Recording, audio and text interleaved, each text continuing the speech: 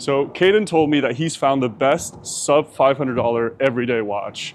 I beg to differ. So I'm gonna send him something different, see if we can change his mind. Thanks, Max. The sub $500 category of watches has some of the heaviest hitting pieces in the market. With so many brands within this space, I wanted to highlight 3 different categories or tiers of watches under that sub $500 category. We have the big brand, the medium brand, and the micro brand.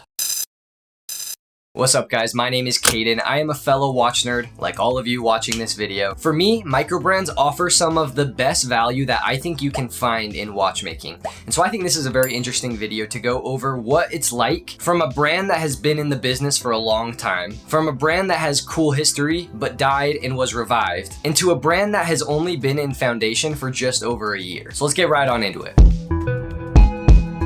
Timex is an American watch company that has roots all the way back to 1854. Initially, it was called the Waterbury Clock Company, but later it was changed to the Timex Corporation. Here in front of me today is the Timex Expedition North in titanium. This watch is, of course, cased in titanium, and the finish on the titanium is a bead blasted kind of matte finish. This watch has a diameter of 41 millimeters, a thickness of 12.5 millimeters, and a lug width of 20 millimeters, making it very perfect and seamless with all of your favorite straps. This watch is 200 meters water resistant. It has a screw down crown, and on the inside is the Miyota 8 series movement. This one does offer hand winding and hacking, and the dial has a cool texture on it with the numerals being raised just ever so slightly above the dial, with the logo Timex and automatic also being raised. There's no turning bezel, it's a fixed bezel, and the whole thing is titanium bead blasted as well. This watch very much reminds me of watches from the likes of Hamilton and their khaki field collection, but it doesn't feel like a copy of that at all. On the Timex, there's the Expedition logo at 12, numerals at all of their respective positions, the date wheel at 3 o'clock, shock resistant at the bottom with, of course, Timex automatic at the upper logo, and titanium and 200 meters at the bottom logo. And for the price, I think the lume is absolutely spectacular. The crown has a cool Expedition logo on it, and on the back you'll find an exhibition case back with a little Timex Expedition logo on the inside of that case back. The movement finishing is, of course, nothing to write home about or brag about, but you're also not paying $1 million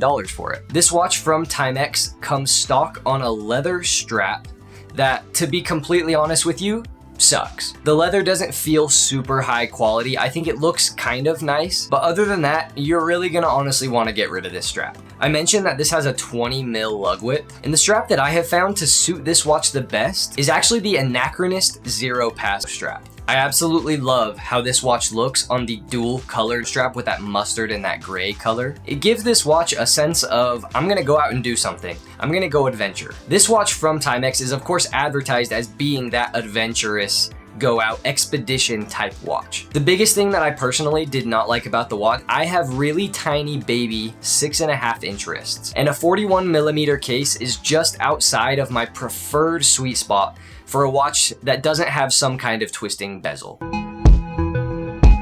Making our way to the medium brand brings us to the Smith's Everest PRS-25. This watch is an homage to the Rolex Explorer 1016 from the late 1960s. The version I have in front of you here today is the black dial with the gilt hands on Jubilee, and some of the shots feature an oyster bracelet. That was actually my old watch. As I mentioned earlier, this is actually my second Smith's that I've ever owned, and my friend let me borrow it to get a few shots. This watch has a diameter of 36 millimeters, a thickness of 11.4 millimeters, a lug to lug of 43.5 millimeters, and it has a 20 millimeter lug width. The Smith's has a sapphire crystal with anti-reflective coating that does actually a pretty good job at hiding reflections. The indices are printed, so there's no raised elements on the dial. You have the triangle at 12, the angled lines at the other hour markers, 3, 6, and 9, and the words Smith's Deluxe at the top and Everest at the bottom, all done in a gilt color. This watch has Mercedes hands with a lollipop seconds hand. The lume on the Smith's is Super Luminova X1C3,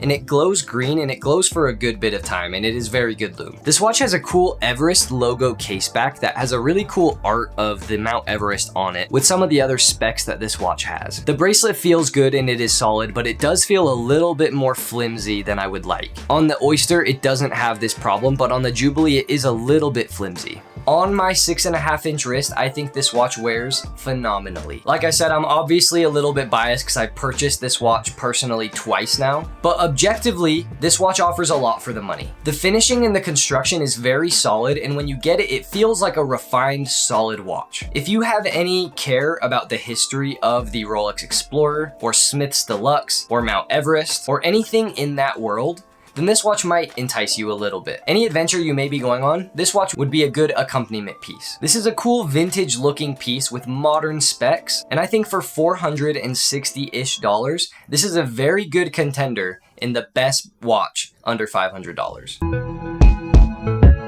And last but certainly not least, we have the Erebus Ascent. Erebus is a brand that has been around for a little bit less than a year. It was started by Jody over at Just One More Watch. Erebus is his take at what a micro brand should be. The exact model that I have in front of me is the Erebus Ascent with the aventurine dial. The dial, of course, is aventurine and it catches the light in every way possible, and it just glistens and shines. There's a date wheel at 6 o'clock. This watch does have solid links, and an overall insanely solid bracelet, and there is quick release spring bars attached to this, making strap changes very, very easy. This watch has a case size of 39 millimeters, a lug to lug of 44.5 millimeters, the lug width is 20, and it has a thickness of just 11 millimeters. This watch too has a screw down crown and a Miyota 9 series movement. The sapphire crystal is double domed and has anti-reflective coating. The lume on this watch is BGW9 Super Luminova, and it has a generous amount of it on the hands and the indices,